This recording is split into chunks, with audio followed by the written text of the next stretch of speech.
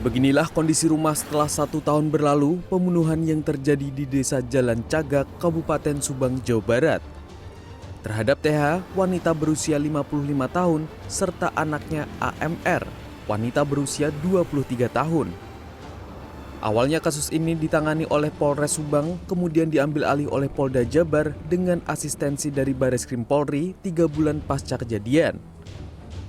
Kabid Humas Polda Jabar Kombes Pol Ibrahim Tompo menyatakan pihak kepolisian saat ini masih berusaha keras untuk mengungkap siapa tersangka dalam kasus ini. Penyidik belum bisa menetapkan tersangka karena tidak ingin gegabah menuduh seseorang tanpa bukti kuat. Dari progres kita ini cukup berjalan agresif ya, karena sampai sekarang kita sudah melakukan pemeriksaan terhadap 126 saksi. Nah, kemudian 121 saksi. Kemudian barang bukti itu sudah sampai 216 barang bukti yang kita sita. Pada 2 Agustus lalu sempat terdengar kabar petugas gabungan Polda Jawa Barat, Polres Subang serta Polda Metro Jaya berhasil mengamankan seorang pria S di kawasan Pelabuhan Muara Angke, Jakarta Utara.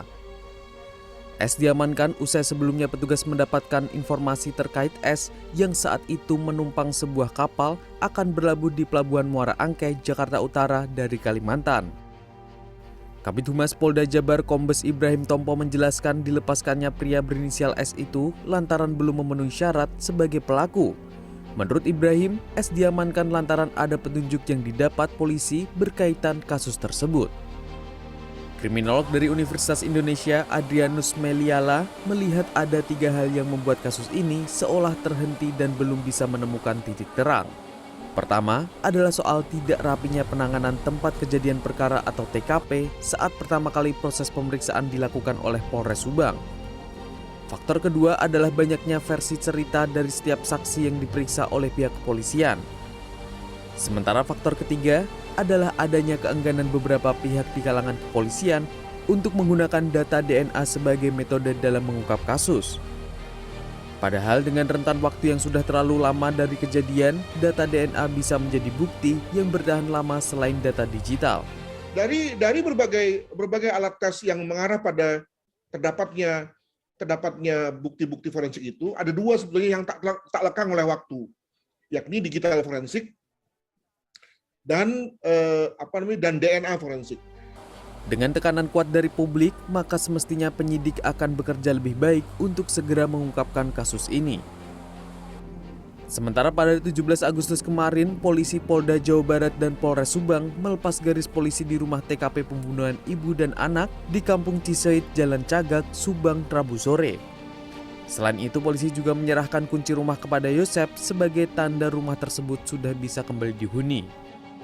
Meski demikian, jika diperlukan, polisi bisa kembali menggunakan rumah untuk penyelidikan. Dengan belum terungkapnya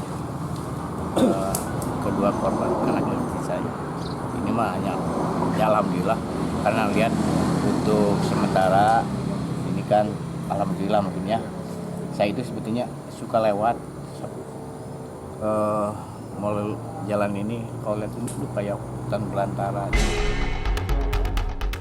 Seperti diketahui, peristiwa pembunuhan ibu dan anak T dan AMR terjadi pada 18 Agustus 2021 lalu. Mayat kedua korban ditemukan di dalam mobil yang terparkir di garasi rumah di Kampung Cisoit, Jalan Cagak, Subang, Jawa Barat. Tim Liputan CNN Indonesia.